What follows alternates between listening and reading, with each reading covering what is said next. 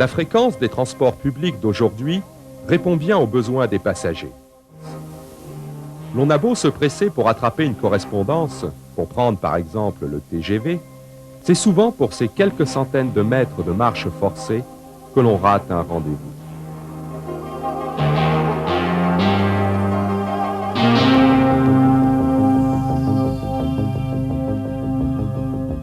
L'idée du SK n'est pas venue comme ça brutalement. En fait, c'est toute une histoire.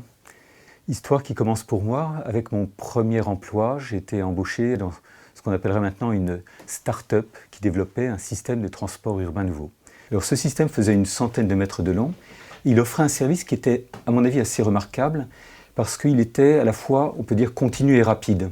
La start-up a disparu. Puis un jour, je me suis dit, mais au fait, pourquoi pas essayer de le faire avec un câble, ce qui est quand même le câble métallique qui est les funiculaires, les télécabines, ça paraissait plus logique. Donc c'est là que j'ai inventé ce qu'on a appelé une pince à embrayage progressif, c'est-à-dire une pince qui venait se fermer sur le câble, mais qui permettait d'absorber une différence de vitesse progressivement. Puis après, j'ai eu la chance, par des amis, d'être mis en contact avec la personne qui dirigeait l'entreprise Soulet, qui était fabricant de matériel ferroviaire.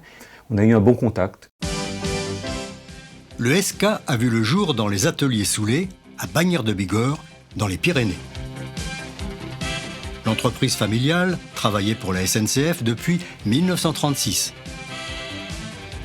Dans les années 80, elle se reconvertit dans les transports urbains et développe le système automatique SK.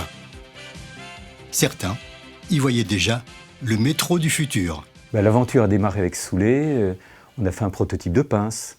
Et puis après, on a fait un prototype qui faisait une boucle où il y avait un véhicule complet, puis une plateforme pour qu'il y en ait au moins deux. Et puis, ça marchait. Voici le prototype expérimental du SK, appellation due aux initiales du constructeur et de l'inventeur. Le SK symbolise un maillon de la chaîne du transport peu exploité jusqu'à maintenant, celui des transports sur courte distance. Grâce à lui, les transports en commun pourraient rivaliser avec la voiture. Le but de ce système, c'est de garder la qualité du tapis roulant tout en allant vite entre les stations, grâce à des petites cabines fréquentes. Aucun système de transport actuellement à cabine ne propose des départs toutes les 15 secondes, ça n'existe pas. Mais il y a eu les premières commandes. Alors la première commande, c'était Villepinte, dans le parc d'exposition au nord de Paris, où l'idée c'était de relier des parkings jusqu'au hall d'exposition sur 310 mètres de long. SK. Un système qui marche tout seul pour éviter les marches forcées.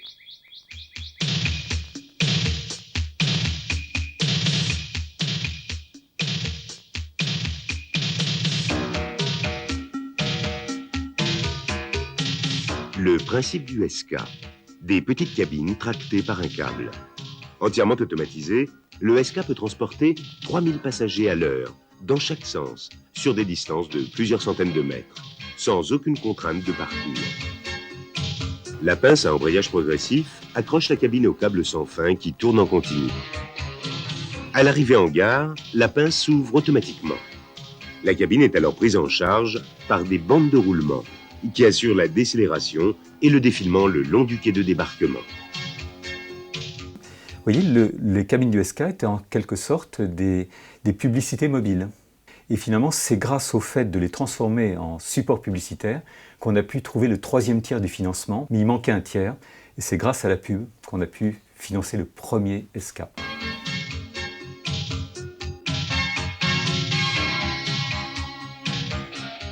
Libre d'accès, le SK assure des liaisons permanentes, sans aucun risque pour les usagers. Au moindre incident, des systèmes de sécurité automatiques font stopper immédiatement le SK. L'inventeur du SK, Yann Kermadec, il est venu à notre école chercher des stagiaires de fin d'année. Il m'a proposé un stage. La mission au Canada, c'était une mission, je dirais, d'accompagnement, d'exploitation, d'observation, pour essayer d'améliorer les choses au retour du Canada. Et c'est le début d'une consécration internationale. Le SK est la vedette de l'Expo 86 de Vancouver. La ligne, d'une longueur de 150 mètres, traverse la place de la Communauté européenne à 5 mètres de hauteur jusqu'au pavillon français. Pendant les 6 mois de l'exposition, le SK transporte plus de 3 millions de personnes. J'avais commencé comme ingénieur d'études en charge des automatismes et de la sécurité et du pilotage. Après, petit à petit, je suis devenu chef de projet. J'ai fait chef de projet à Yokohama, où j'ai accompagné l'installation et l'exploitation du système, le fonctionnement du système. Bien sûr, il y avait des Japonais, il y avait une trentaine de personnes qui faisaient le travail, et nous, on était 3 Français à les accompagner. 3 ans après Vancouver, c'est un nouveau succès à l'exposition de Yokohama au Japon. Les Français ont vu les choses en grand. Cette fois-ci, la ligne mesure 650 mètres, 4 fois plus qu'au Canada. La renommée du SK est devenue mondiale. 1 million de visiteurs se pressent dans des nouvelles cabines, modifiées pour s'adapter au climat chaud d'Asie, avec des persiennes et des grilles d'aération. Encore des innovations pour la 2e génération de SK en 1992 avec la version Puissance 4000.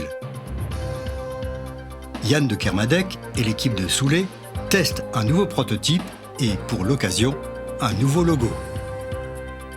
Comme les précédents modèles, les cabines n'ont pas d'énergie embarquée, la ventilation est naturelle et l'éclairage se fait par l'extérieur.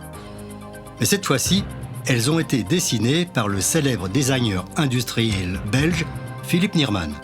Pionnier de l'ergonomie des transports urbains, il a privilégié les formes arrondies, plus agréables à l'œil et surtout plus spacieuses et plus confortables.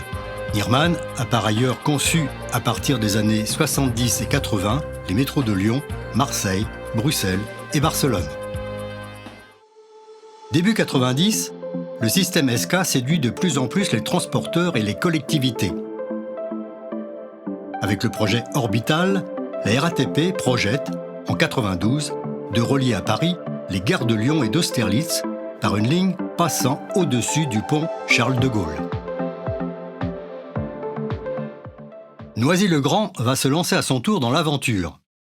Décision est prise de construire une ligne de 560 mètres dans le futur quartier d'affaires du Mont-d'Est, dont la réalisation avait été confiée dans les années 70 à EPAMarne, l'établissement public d'aménagement de Marne-la-Vallée.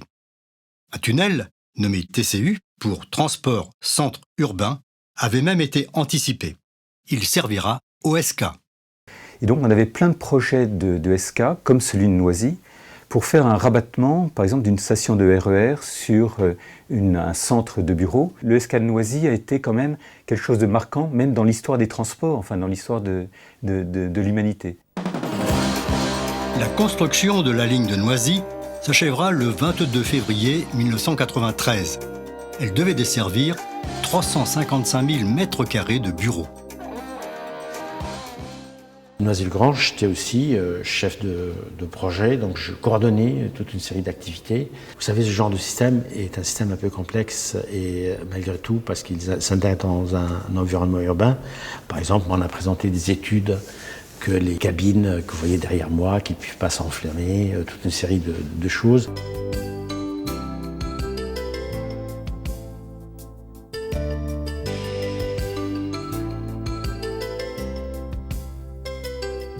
La chose qui m'a le plus marqué, c'était à la fois la simplicité du système et puis également l'ingéniosité du système, parce qu'il y avait une multitude de choses qui se déclenchaient de manière mécanique, il y avait très peu d'électronique, et ça c'est vraiment quelque chose qui était bluffant.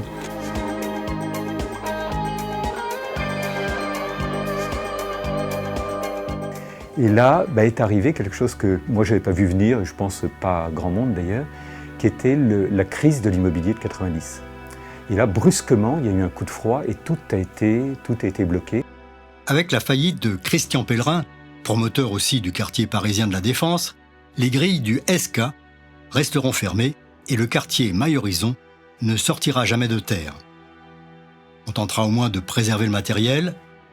Une fois par mois, pendant 6 ans, on fera fonctionner les cabines. En mai 99, c'est la mise en sommeil de l'installation. Le chantier, abandonné, suscite curiosité et convoitise. S'ensuivent détérioration, dégradation et pillage. En 2017, la municipalité jette l'éponge. Les frais qui devraient être engagés pour réhabiliter les lieux sont trop importants. Noisy rachète le système SK à Île-de-France Mobilité pour 1 € symbolique. En 2018, la gare Ouest-Maille Horizon est détruite pour permettre la réalisation de logements qui avaient été programmés déjà 20 ans plus tôt. D'autres immeubles seront également construits. Dans le même temps, un appel à projet est lancé pour reconvertir le site et faire vivre le quartier et le dynamiser. Sont prévus des espaces conviviaux avec café et restaurants, des animations culturelles et sportives et une programmation événementielle. C'est une histoire marquante dans l'histoire des transports et je trouve ça très bien que ça devienne un lieu de vie et que tout le monde puisse justement se raccrocher et découvrir qu'à Noisy s'est passé quelque chose d'important. Et donc je trouve que c'est un très beau projet pour l'avenir. Cette idée de ne pas tout raser et de créer un tiers-lieu ici, je trouve que c'est absolument exceptionnel comme idée pour en faire quelque chose de bien, d'attractif et surtout qui mette en valeur la mémoire du système, la mémoire du SK et la mémoire en fait de ses inventeurs, donc Yann de Kermadec et Ed. Tout comme Noisy-le-Grand, l'aéroport de Roissy est séduit à l'époque par le SK. Une nouvelle génération, la troisième, SK puissance 6000, est mise au point avec l'Institut national de recherche sur les transports et leur sécurité, l'INRET. Les cabines sont agrandies pour accueillir les passagers et leurs bagages. Les sujets 1 à 9, s'il vous plaît, les sujets 1 à 9, vous prenez un bagage et vous embarquez dans le véhicule. C'est à nouveau le designer Nerman et son fils Johan qui sont choisis. 2 lignes sont à l'étude. Leur livraison est prévue en 1996. Et les difficultés commencent. Pour la ligne 1, problème technique de prise de câble par la pince automatique du système, car les courbes du trajet sont trop accentuées. Aéroport de Paris refuse de modifier le tracé, les travaux prennent 3 ans de retard. Pour la ligne 2, la mise en service se fait en 97, tout va bien au début. Mais l'hôtel Sheraton, sous lequel passent les cabines, se plaint du bruit dans ses salles de conférence. Les obstacles s'accumulent et les chantiers n'avancent pas. En 99, l'État prend finalement la décision de tout arrêter. Le matériel est démonté et les cabines sont mises au rebut. Mais le chanteur Étienne Daou aura eu le temps auparavant d'y tourner son clip idéal. Je trouve que le SK, c'est l'un des systèmes les plus aboutis. Il permettait en fait de transporter un nombre de personnes assez important sans attendre les cabines, de manière très simple. Et donc finalement, on était déjà dans une idée finalement de transport doux qui sont très à la mode aujourd'hui. Un transport doux qui a séduit les Chinois. Avant l'abandon des projets français, un marché avait été signé avec Shanghai en 1998. En plein cœur de la ville, le SK relie sur 670 mètres le vieux quartier historique de Pouxy au centre économique de la mégapole. Identique à celle prévue pour l'aéroport de Roissy-Charles de Gaulle, les cabines circulent dans un tunnel sous le fleuve Pudong, dans un éblouissement de lumière qui en font une attraction. À ce jour, près de 40 ans après le premier prototype, le SK de Shanghai reste unique au monde.